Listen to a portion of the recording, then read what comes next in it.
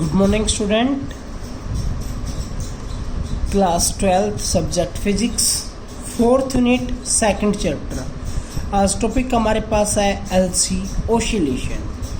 LC oscillation कब होगा? जब हम किसी एक कैपेसिटर जिसका कैपेसिटेंस ले लेते हैं सी को कनेक्टेड किया गया है एक इंडक्टर के साथ जिसका इंडक्टेंस हमने लिया है एल के बराबर थ्रू ए की K2, यानी कि एल और सी को जब हमने किसी एक सर्किट के अंदर एक की के द्वारा जोड़ दिया गया तो ये क्या कहलाएगा?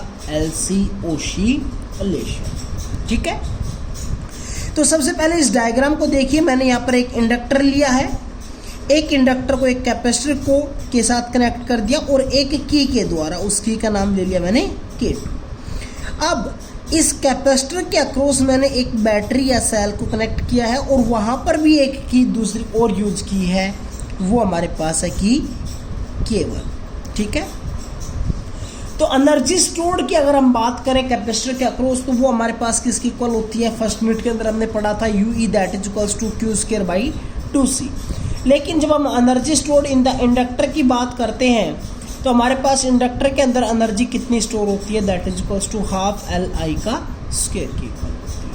ठीक है, सबसे पहले हमने क्या किया, इस K1 को क्लोज्ड करते हैं, K2 को ओपन रखते हैं, K1 को क्लोज्ड करते हैं। जब इस K1 को क्लोज्ड किया जाएगा तो ये वाली जो सेल है, ये वाली सेल क्या करेगी? इसमें से चार्ज को फ्लो करवाएगी। देखो ये वाला एक सर्किट कंप्लीट हो गया है। इस K1 को क्लोज्ड करेंगे तो ये वाला जो सर्किट है ये क्या हो जाएगा? कंप्लीट हो जाएगा और ये वाली जो सेल है ये चार्ज को फ्लो करेगी और कैपेसिटर के अक्रॉस कोई ना कोई चार्ज स्टोर हो जाएगा। किसी एक इंस्टेंट के ऊपर मान लेते हैं ये वाला कैपेसिटर जो है वो आपके पास फुली चार्ज्ड हो जाता है। फुली चार्ज्ड हो गया तो उससे ज़्यादा चार्ज उसके अंदर हम स्टोर नहीं कर सकते हैं। ठीक है, उसके बाद हमने K1 को ओपन कर दिया है। K1 को ओपन करने के बाद हमारे पास कैपेसिटर के पास फुली जो चार्ज्ड है, इंडक्टर के अंदर से कोई भी करंट फ्लो नहीं हो रहा। फिर हम K2 को क्लोज्ड करते हैं, इस वाले की को क्या कर देते हैं? क्लोज्ड करते हैं, इसको ओपन रख लेते हैं। तो एक तरह से ये हो गया हमारे पास कि हमने यहाँ से ये वाला जो पार्ट था इसको हटा दिया है। क्या कर दिया? इसको रिमूव कर दिया है। अब हमारे पास ये जो कैपेसिटर था इसके अंदर जो चार्ज स्टोर हो रहा है, जब इस K2 को क्लोज्ड कर देंगे तो जो इसके अंदर जो चार्ज स्टोर हुआ वो चार्ज क्या करेगा? मूव करवाएगा और इस सर्किट के अंदर से, ऊपर वाले सर्किट के अंदर से कोई ना कोई एक करंट फ्लो होगा। स्टार्टिंग के अंदर जैसे इस K2 को क्लोज्ड किया जाएगा तो सबसे पहले जो एनर्जी थी वो ओनली कैपेसिटर के पास थी, इंडक्टर के पास एनर्जी क्या थी? That is equals to 0। धीरे धीरे इसके अंदर से चार्ज मूव करने लगता है और करंट फ्लो होने लगता है। करंट 0 से मैक्सिमम की तरफ फ्लो होने लगता है। जब इस सर्किट के अंदर से करंट फ्लो होगा तो इस इंडक्टर के अक्रॉस एक EMF इंड्यूस्ड होगी जो कि क्या करेगी? इसका अपोज करेगी करंट का। जब इसके अक्रॉस जो EMF इंड्यूस्ड होगी तो उसका कोई ना कोई एक एनर्जी स्टोर करेगा ये वाला इंडक्टर।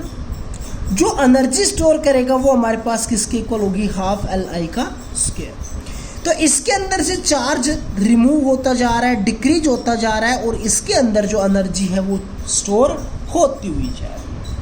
तो हमारे पास एक टाइम ऐसा होगा कि ये कैपेसिटर न्यूट्रल हो जाएगा, यानी कि इसके अंदर कोई भी एनर्जी नहीं होगी और जो टोटल एनर्जी हो जाएगी वो किसके अक्रॉस हो जाएगी?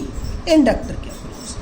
जब आपके पास सर्किट कंप्लीट है, टोटल एनर्जी इसके अक्रॉस आ गई, फिर भी क्या होगा कि ये वाला इंडक्टर यहाँ से करंट को फ्लो करवाएगा, चार्ज को फ्लो करवाएगा और इस कैपेसिटर के अक्रॉस फिर दोबारा से कोई ना कोई एक एनर्जी क्रिएट होगा। अब देखो प्रोसेस क्या होता है। स्टार्टिंग के अंदर अगर हमने इधर पॉजिटिव टर्मिनल लिया है तो कैपेसिटर के इधर वाली प्लेट के पास पॉजिटिव चार्ज आ गया, इधर के पास नेगेटिव चार्ज स्टोर हुआ। ठीक है, ये वाला पॉजिटिव चार्ज यानी कि करंट इस डायरेक्शन के अंदर फ्लो होगा। इंडक्टर ने क्या कर लिया? इसके पास जितनी भी एनर्जी थी उसको अपने पास स्टोर कर लेगा।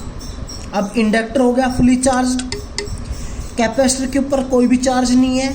इंडक्टर क्या करेगा, फिर दोबारा से इसको चार्ज देगा, तो इधर कैसा चार्ज आ गया हमारे पास पॉजिटिव, और इधर कैसा चार्ज क्रिएट हो गया नेगेटिव। ऐसा प्रोसेस होने के बाद कुछ टाइम के बाद ये इंडक्टर दोबारा से एनर्जी के अंदर न्यूट्रल हो जाएगा, यानी कि इसके पास कोई भी एनर्जी नहीं होगी, और टोटल एनर्जी किसकी हो जाएगी, कैपेसिटर। ये कैपेसिटर फिर दोबारा से अपनी एनर्जी को क्या करेगा, इधर से अब इस डायरेक्शन के अंदर करंट फ्लो करवाएगा, क्योंकि इधर पॉजिटिव टर्मिनल बन गया, इधर नेगेटिव एक बार न्यूट्रल होने के बाद। तो इधर दोबारा से करंट देगा, ये फिर दोबारा से इंड्यूस्ड ईएमएफ क्या करेगी, इसका अपोज करेगी। तो ऐसा प्रोसेस आपके पास चलता रहेगा। कुछ साइकिल के अंदर कभी इसके पास एनर्जी स्टोर हो जाएगी, कभी इसके पास। जब इसके पास कंप्लीट हो गया तो इसके पास जीरो, इसके पास कंप्लीट हो गया तो इसके पास जीरो, बीच में इसके पास भी समथिंग रहेगी और इसके पास भी समथिंग रहेगी इन बिटवीन। ऐसा प्रोसेस आपके पास चलता रहेगा। अगर आपके पास ऐसा प्रोसेस चल रहा है और जो आपके पास प्योर इंडक्टर है और आइडियल कैपेसिटर है, तो उसका कोई भी रेजिस्टेंस नहीं होगा।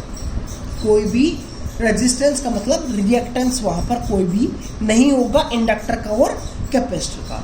जब वहां पर कोई भी रिएक्टेंस नहीं है, तो जो एनर्जी स्टोर है वो रेगुलर आपस में इक्वल ही रहेगी, यानी कि टाइम कितना भी बनता जाए, एक बार एनर्जी स्टोर हो गई कैपेसिटर के अंदर, फिर दोबारा से एनर्जी स्टोर हो गई इंडक्टर के अंदर। ऐसा प्रोसेस चलेगा, और वो एनर्जी का जो एम्पलीट्यूड होगा वो क्या होगा, सेम होगा।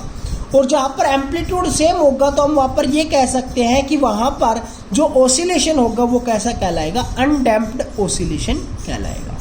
लेकिन जब हम एक्चुअल प्रैक्टिस की बात करते हैं, तो एक्चुअल प्रैक्टिस के अंदर ऐसा जो प्रोसेस होता है, पहले कैपेसिटर के पास एनर्जी स्टोर हुई, फिर इंडक्टर के पास हुई, इंडक्टर फिर कैपेसिटर के पास देगा, तो वहां पर कोई ना कोई उसकी एनर्जी के अंदर लॉस होगा, और जो लॉस होगा तो वहां पर जो ऑसिलेशन कहलाएगा वो क्या कहलाएगा, डैम्प्ड ऑसिलेशन। तो उसका ग्राफिकल रिप्रेजेंटेशन हो जाएगा। ये पहले एनर्जी ज़्यादा थी, धीरे धीरे एनर्जी क्या होती हुई चली जाएगी, डिक्रीज होती हुई चली जाएगी विद रेस्पेक्ट टू टाइम। अब बात करते हैं फ्रीक्वेंसी ऑफ इलेक्ट्रिकल ऑसिलेटर की।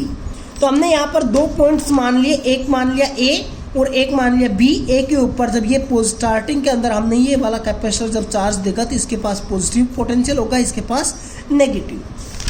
ठीक है। The charge on condenser start decreasing giving rise the current in the circuit. Charge क्या होगा, जो कैपेसिटर के पास स्टोर था वो धीरे धीरे डिक्रीज होगा, और करंट क्या होगा, इंक्रीज होगा, as di by dt is positive. The induced EMF in L will such that VA is greater than to VB।